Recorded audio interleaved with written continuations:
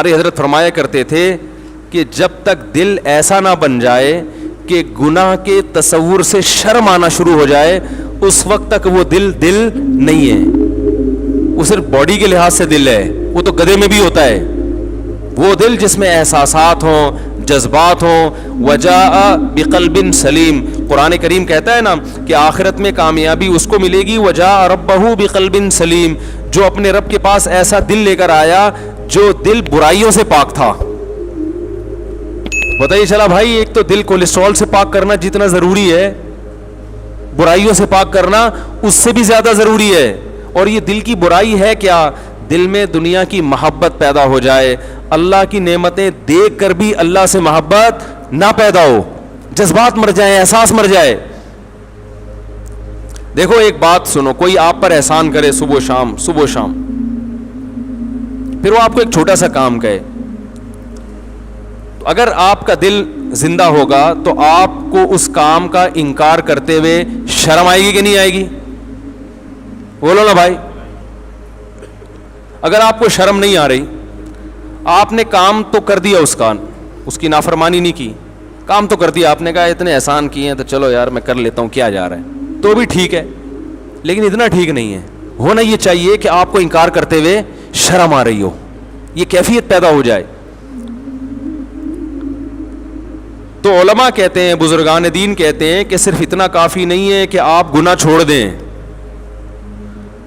زنا چھوڑ دیں, شراب چھوڑ دیں, نماز قضا کرنا چھوڑ دیں, والدین کو ستانا چھوڑ دیں, رشوت کھانا چھوڑ دیں, بد نظری چھوڑ دیں, انٹرنیٹ پر بیہودہ فلمیں, فحش چیزیں, ویب سائٹیں دیکھنا چھوڑ دیں, لڑکیوں سے حرام لذتیں حاصل کرنا چھوڑ دیں. صرف اتنا کافی نہیں ہے, بلکہ صحیح دل اس شخص کا ہوتا ہے کہ اسے جب پتہ چل جائے کہ بھائی اللہ نے اس چیز کو غلط قرار دیا ہے, تو اسے وہ کام کرتے ہوئے شرم آئے. کرتے ہوئے نہیں, تصور, کیونکہ کرتے ہوئے تو کرنا تو شروع کر دیا اس نے, تصور سے شرم آئے, بھائی کیسے کر لیتے ہو. یوسف علیہ الصلاۃ والسلام کو جب عزیز مصر کی بیوی نے بند کمرے میں زنا کی دعوت دی, جوان ہے, جوان خوبصورت, اور بادشاہ کی بیوی بھی کوئی کم خوبصورت نہیں ہوگی, اور مصر کا حسن تو ویسے ہی مشہور ہے, مصر میں تھی, کوئی روک ٹوک نہیں ہے, نہ بدنامی کا خطرہ. عورت جب خود دعوت دے رہی ہو تو منع کرنے میں بدنامی کا خطرہ ہوتا ہے, کیونکہ اس طرح کی عورتیں الٹا بلی کس پہ ڈال دیتی ہیں, مرد پہ ڈال دیتی ہیں, بدنام کر دیتی ہیں, اور لوگ اس قسم کی باتوں میں عورت کی بات کو شوق سے سنتے ہیں. تو تمام راستے زنا کے آسان ہو چکے ہیں, بدنامی کا ڈر بھی نہیں ہے, بلکہ انکار کرنے میں بدنامی کا ڈر ہے, اور ہوئے بھی. انکار کرنے میں جیل جانے کا خوف ہے, اور چلے بھی گئے. لیکن ان سب باتوں کے باوجود کیا کہہ رہے ہیں؟ معاذ اللہ انہ ربی احسن مثوایا, اللہ کی پناہ, وہ میرا رب ہے جس نے مجھے اتنا بہترین ٹھکانہ عطا کیا. مجھے تو میرے بھائی کنویں میں ڈال کے چلے گئے تھے, میں تو کوئی پرسان حال نہیں تھا, میرے رب نے مصر کے محلات میں پہنچا دیا. اب میں اس رب کی نافرمانی کیسے کروں؟ تو تصور سے شرم آ رہی ہے نا ان کو. حالانکہ یہاں شیطان بہکا سکتا تھا کہ آپ تو مسافر ہیں, آپ پر تو بڑی آزمائشیں آئی ہیں, بھائیوں نے کنویں میں ڈال دیا تھا, تو میں تو ویسے ہی اتنی ٹینشن میں ہوں, باپ سے بچھڑا ہوا, میں ٹینشن ریلیز کرنے کے لیے اگر اس برائی میں وقتی طور پہ پڑ جاؤں تو پھر کیا حرج ہے اس میں. شیطان یہ ساری پٹیاں پڑھا دیتا ہے, اور انہی پٹیوں کی وجہ سے انسان گناہ کرتا ہے. وہ اللہ کی نعمت کے پہلو کو دیکھ رہے ہیں کہ کنویں میں بہت سے لوگ گرے ہیں, نکلے نہیں ہیں, میرے رب نے مجھے, بولو نا یار کیا ہو گیا, نکالا ہے.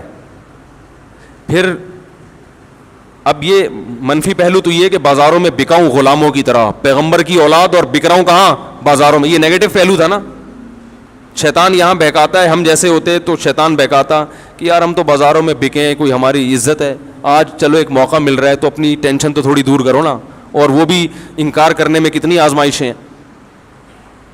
لیکن نہیں, بازاروں میں بکنے کا تذکرہ نہیں آ رہا, بلکہ میرے رب نے ایک شخص جو بطور غلام کے بازاروں میں بکا ہے, اس کو ٹھکانہ بادشاہ کے محل میں دے دیا. سمجھ رہے ہو؟ اپنی تھنکنگ کو انسان پازیٹیو کرے نا تو ہر نیگیٹو میں پازیٹیوٹی نظر آتی ہے, اور سوچ ہی کم بخت کی غلط ہو تو ہر مثبت چیز میں بھی منفی پہلو. اور یہ ہو رہا ہے لوگوں کے ساتھ.